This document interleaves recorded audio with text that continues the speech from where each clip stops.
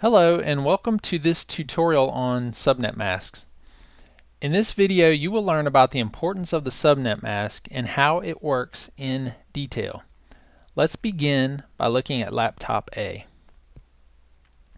If we want laptop A to communicate with other devices on our network, we need to give it three pieces of information: its IP address, its subnet mask, and its default gateway.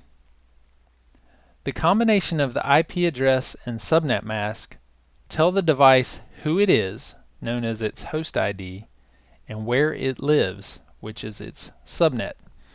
Don't worry about how all of this works right now. For now, just know that laptop A's host ID is 1, and that's shown in red here, and its subnet portion of the IP address is in green, which is 192.168.1. We will explain that in detail shortly. Now let's expand our network a little bit. This round thing in the middle is a router, and it is our default gateway. So our default gateway address that we gave our laptop is this interface on this router. This cloud over here represents devices and networks that we don't know anything about. We only know about stuff that's in our neighborhood over here, our own subnet. If we need to send something outside of our network, we send it to our default gateway, and our default gateway takes care of delivering it to the other end. Now let's assume laptop A wants to send something over the network to a device with an IP address of 192.168.2.1. The first thing it has to do is determine if the device lives in its own neighborhood or its own subnet. I like to call this, or think of this as, do I shout or route? If they live in our own neighborhood, we can just shout and they're going to be able to hear what we're trying to say to them. If not, we need to route it, so we got to send it to our router. So shout or route. Now the way it does this, it takes this IP address that it wants to send to, compares it to its own subnet mask to determine what subnet this IP address lives on. If it determines it's on its own subnet, it's just going to shout, meaning it's just going to send out its own interface onto the line here. Now if it has to route it, because it finds that this is on another subnet, it's going to send it to the default gateway. So that was just a quick networking 101 course to make sure everyone's on the same page. With that out of the way, let's go ahead and move on to how subnet masks actually work. So let's take laptop A and figure out what subnet it is on. We already know the answer from our previous discussion, but let's look at how we came up with that answer. After that, we'll tackle one that's not quite as obvious. So the first thing we need to do is take our IP address and convert it to binary. I have another video where I explain how to convert decimal numbers to binary, and I'll put a link to that video in the description below. For now, let's just use our calculator. So I'm using Windows 10, just the built-in calculator. Any version of Windows has a calculator that will convert from decimal to binary, and most likely Mac and Linux have the same thing. Just know that you have to be in the right mode. In Windows, when you open the calculator for the first time, it's in standard mode, which looks like this. If we click here, go to programmer mode, it gives us some other options. So the first octet here, 192, if I type that in, right here beside binary, you'll see that the binary number 192 is 11000000. Now, you heard me say the word octet referring to this number here. In an IP address, we have 4 octets. And the word octet should trigger in your mind the word, or the number 8, right? Well, we have to have 8 binary digits in an octet. So let's look what happens when we take our calculator and try to convert the number 1. It doesn't give us 8 binary digits, but we need 8 digits. So the way you do that is at the front of that, just add however many zeros you need to have 8 digits. So we already we have 4 digits there, so we'd add 4 zeros. So the binary that we would use is 00000001.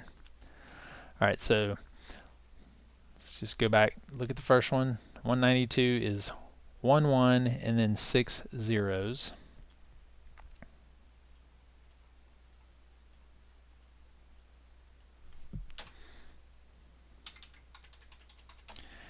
And the other numbers I've done off screen. That's 168. And like we discussed, 1 is 1, 2, 3, 4, 5, 6, 7 zeros and a 1. And same thing for the last one. So we've converted that IP address into binary. Now we have to do the same thing for our subnet mask. Our subnet mask was 255.255.255.0. 255's an easy number to convert because 255 is 8 ones. So let's go ahead and that's 255, 255, 255, and then 0 is all zeros. Now, if you're doing this at home, make sure that if you're writing these down, write them down so that the binary digits up here in the IP address line up in a column directly over the digits in the subnet mask. If you're doing this on a computer in Notepad or something like that, just make sure that you're using a font that makes all of the numbers the same width so that they'll line up correctly. Alright, so now that we've got our IP address and subnet mask converted to binary, we're going to do a process called ANDing. The ANDing process works like this. You compare each digit from the IP address with the subnet digit below it. So you would compare this first one, the number 1, with this number 1 here in the subnet mask. If the number in the subnet mask is a 1, then the number up here is going to stay the same. If the number in the subnet mask is a 0, the number up here gets converted to a 0, whether it's a 0 or 1. So even this one here, this number 1 would get converted to a 0 because it's got a 0 below it. So let's take a look at how to do this. Now the easy way, I like to just draw a line. I'll find where, here's all my 1s, and the 1s here in the subnet mask represent the network portion of the IP address, and the 0s here represent the host portion. So I like to draw a line between those. And here's the real easy way, instead of going digit by digit and comparing everything. Everything on the left side of the line has a 1 below it, so we know it's going to stay the same, so I can just take that and copy it. And I'm going to move that down here. Down here I have 8 zeros, so all 8 of these numbers above that are all going to be zeros. So now that we have that, let's just color code some of this stuff so that we know what we're looking at.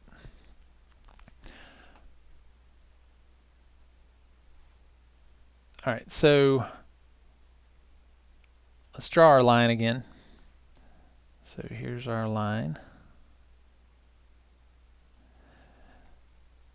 So we already know that everything on the left side of the line is the network portion of our IP address. So if we want to know the network portion, there it is. We'll highlight that in green. Everything on the right side is our host ID.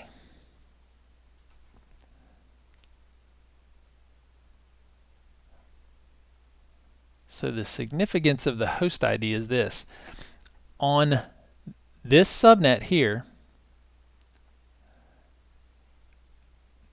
over here the host ID can change. So if each of our devices has to have a unique ID basically. So with one octet here, you can have any number from 0 to 255. You can't use all zeros because zeros represent the network itself. And you can't have all ones because all ones in the host ID represent a broadcast. But anything else in between are numbers that you can assign to the devices on the subnet. So we can have anything between 1 and 254 on this subnet. So the host ID for laptop A is 1. Now let's go ahead and take this bottom line.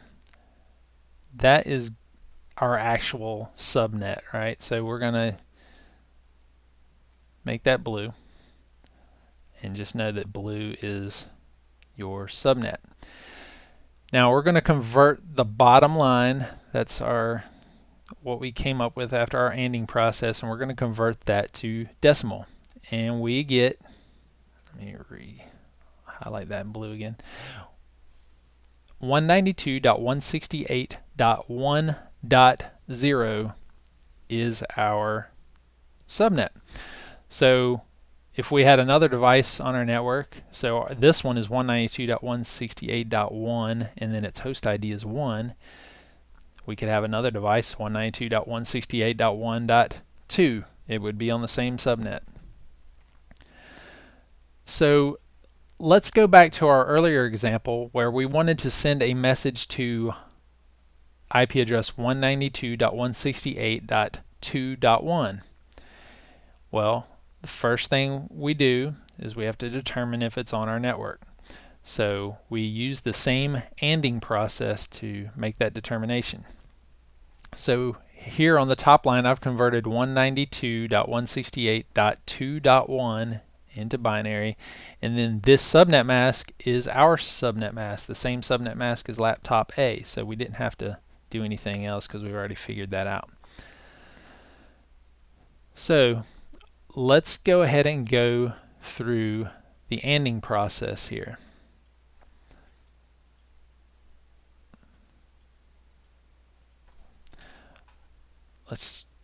To make it easy, we're going to go ahead and draw the line right here where our ones ended and our zeros begin. And we know this all stays the same because it has ones below it. And this all turns into zeros because it has zeros below it. And now we convert that to decimal.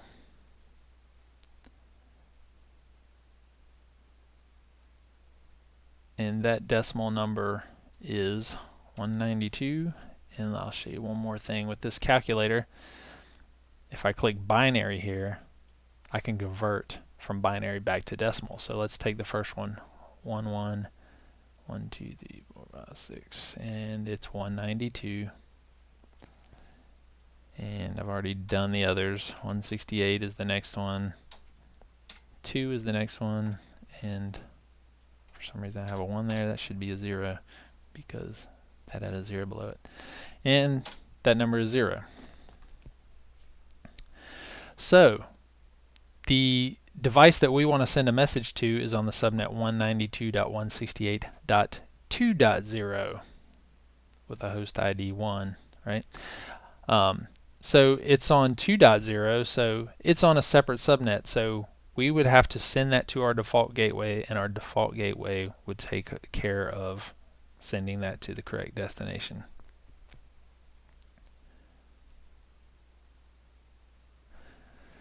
Alright, so that's all you need to know to understand subnet masks. You can stop watching the video here, but I'd like to show you one more example. This is the kind of thing that can trip you up, not only on a Cisco exam, but in the real world as well. And this example will use the same two IP addresses. So we have laptop A at 192.168.1.1, and then we have laptop B at 2.1, and laptop A wants to send something to laptop B. Now, the reason this can throw you off, we see this so often with the subnet mask 255.255.255.0 like we saw in the previous example. And with that subnet mask, you can look at this and it's easy just to look and you see this last one. That's a 1. It's on subnet 1. This is subnet 2. If we had 192.168.3.0, that would be the 3 network, and that works out great as long as your subnet mask is 255.255.255.0. Now, Cisco will sometimes try to throw you off by changing the subnet and using those IP addresses just to make sure you're not just memorizing and you're actually going through the process. In the real world, you probably wouldn't run into this too often because most people are going to just use 255.255.255.0 on a private network. But let's just go through this process and see how just changing that subnet mask a little bit can change our outcome. So I'm going to assume at this point that you can convert to binary, so I'm going to go ahead and put the binary numbers up on the screen. So on the top here you have your IP address, on the bottom is subnet mask, once again IP address, and then subnet mask. This subnet mask here, and when we're doing this, we're assuming this subnet mask is the subnet mask of laptop A, right? Because it's sending to laptop B. So let's go ahead and do our ANDing process, and then we'll convert it to decimal. So once again, I'm going to just draw a line here. That's where our ones end and our zeros begin in our subnet mask. And I know I can just take everything up to that point, copy it. Now don't put a dot here because we still have 2 more digits here before the dot. So this 0 is a 0 because it has a 0 below it, and this 1 becomes a 0 because it has a 0 below it. Now we put our dot, and the other 8 digits at the end here also have zeros underneath. And we're going to do the same thing here. Everything on this side of the line we know we can copy. We have 2 more digits in the octet here, so this 1 becomes a 0 because it has a 0 below it. And this 0 stays a 0. It has a 0 below it. And then once again, all of these zeros turn all of this into zeros. All right, now that we have that, we convert to decimal. And what we have is 192.168.0.0 is the subnet here. It's also the subnet here. So now we've got the same IP addresses, but you can see we're actually have both of these laptops on the same subnet. So in this case, laptop A would not send this out to the default gateway. It would just send it out its Ethernet interface onto the network. All right.